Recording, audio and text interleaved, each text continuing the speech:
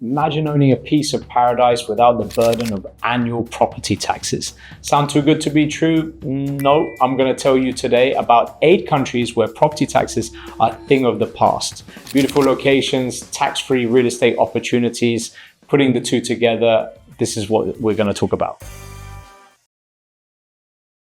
Hi, this is Jeremy from the Millionaire Migrant. So in my 20s, I left the UK, was very curious about the world beyond. I became a migrant. I launched my first business overseas, and now it's one of the world's best known investment migration firms. But I'm still on my journey and I'm still discovering a world that is changing very fast. So join me as we explore all the investment and immigration opportunities that you never knew existed. Okay, so before we go into these 8 countries, which are super attractive for property taxes, let me explain a little bit the property taxes, what they are and who needs to pay it. So what is property tax? Well, first of all, just let's not get confused with stamp duty and acquisition cost taxes. This is separate. Property tax is something you're going to be paying every single year for owning that property. It's usually a fixed amount, so it doesn't really matter about the price of the property. It will be basically dependent on a fixed percentage of the value of the property annually. So what are these countries where you can own a property without having to worry about paying an additional tax every year on that property? Number one, top of the list, and one of those countries that is booming in terms of real estate, not just because of the fact that there are no property taxes, it's the UAE. It has a very attractive entry level and exit level, something which I realized in Portugal when I did a deal there, which I'm just coming out to right now. You need to, when you're buying property and you want to make money, there's many other factors rather than obviously the rent, capital appreciation, taxes. But acquisition and exit costs, when you put them two together, if you get it all wrong, you could be stuck with a property that you're going to be ending up at a loss, even in a strong market. So in the UAE, all you have to do is you just have to pay the property transfer, which is 4%. And then if you're doing commercial, you need to factor in another 5%. Don't get stuck on commercial. A lot of brokers in the UAE get really messed up on that one because they're not familiar with commercial. So if you want to know about commercial, you can contact us. We're very experienced in this type of thing. But despite this, the Global Property Guide mentions that the UAE has a gross rental yield of 5.27%. For me, I think that's pretty low. I think that's basically more for houses. I think if you're looking at apartments, you should be touching 7, 7.5. And I think if you do commercial, you should be 9+.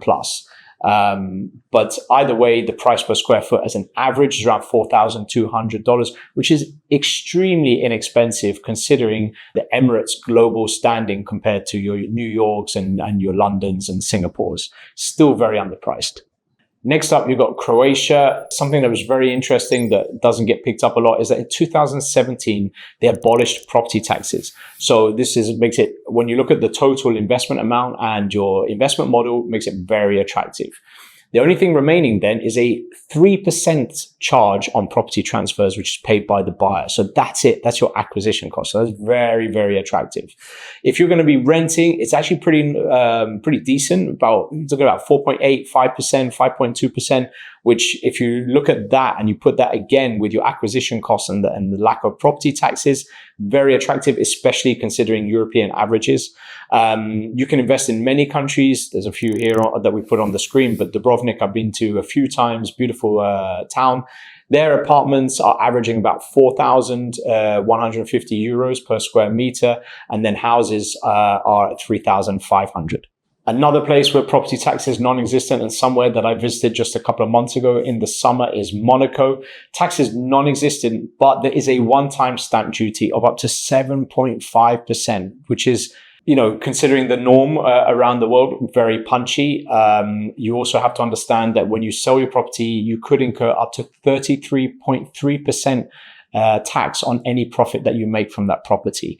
When you add on the fact that the rental yields are extremely low because of the elevated cost of price per square meter, you look at a price per square meter of 50,000 euros, like in the top percentile of the world in terms of price per square meter. That's the average. But then when you calculate the rent, you're renting one beds for like 2,000-3,000 euros as an average. Then you're getting a gross rental yield of like 1.5 to 2.5%, which is less than you get than in a bank account, for example. So you could consider it as a safe haven place to invest, but your capital is not really working for you when you calculate real-term inflation numbers as well. Number 4, you've got Malta. So Malta, you don't have property taxes, but you do have a 5% stamp duty. But what's really interesting is that Malta's real estate market has been seeing significant growth. We're talking about 30, 40, 50% on property values, and it continues to rise.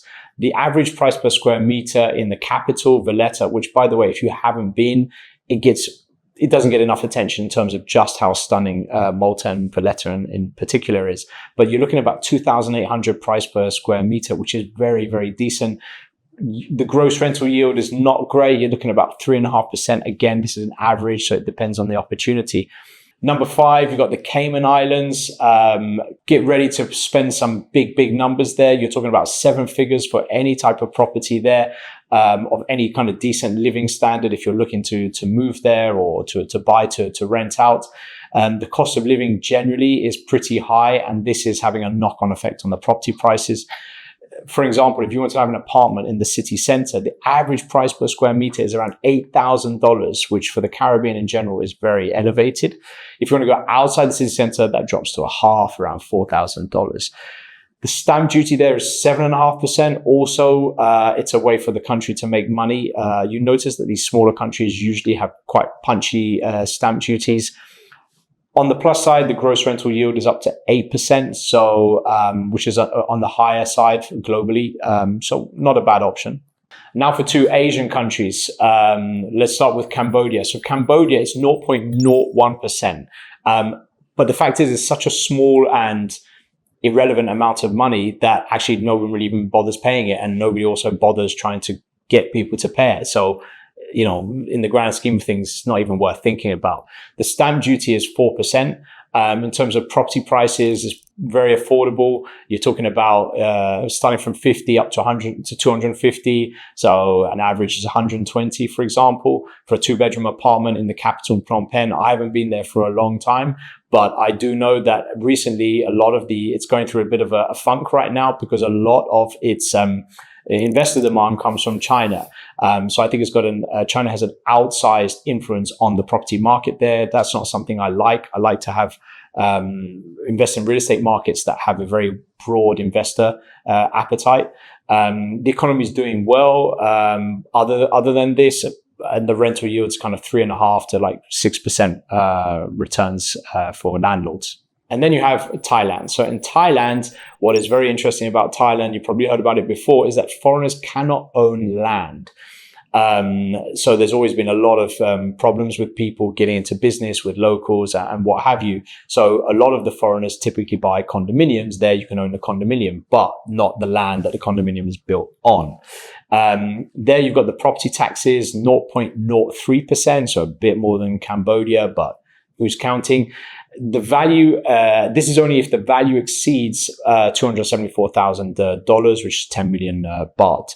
You've got a transfer tax, which is 2%, which is usually paid by the seller, sometimes split. And the same thing happens in Colombia. It's a similar kind of bartering agreement.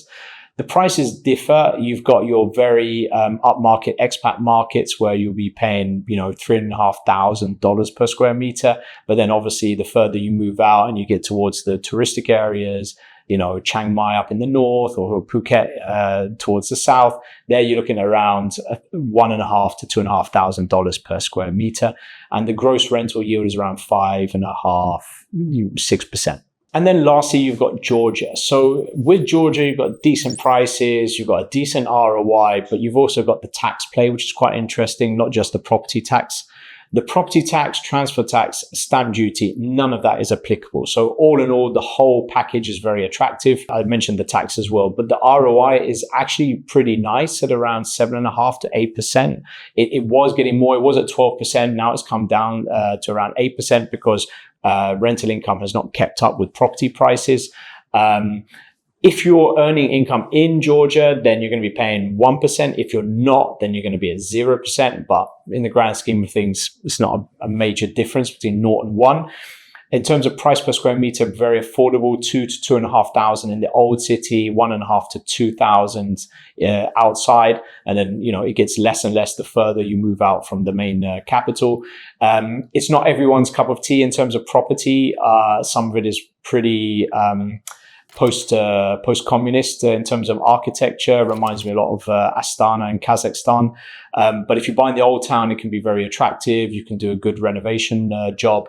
But I think when you put all these components together, I mean, look, I didn't invest in there, in earlier years. Everything has gone up in price. Everything is all relevant to inflation and the future inflation that is to come. But it's somewhere that I'm starting to think about getting involved. And yes, you might say, well, I should have done it a few years ago, but I was in other places and very active and very aggressive in other places a few years ago. There were other markets that were way outperforming Georgia in the meantime. This is something else that I would also consider, and I'll talk a lot more about property and my property experiences across a wide range of things. But there are some emerging markets that are very, very attractive, but you also have to include whether there is a possibility for leverage or not, because there, obviously, your returns start to get really maxed out and supersized. That's something that in these emerging markets, it's cheap, but then at the same time, there isn't a lot of leverage play in there as well.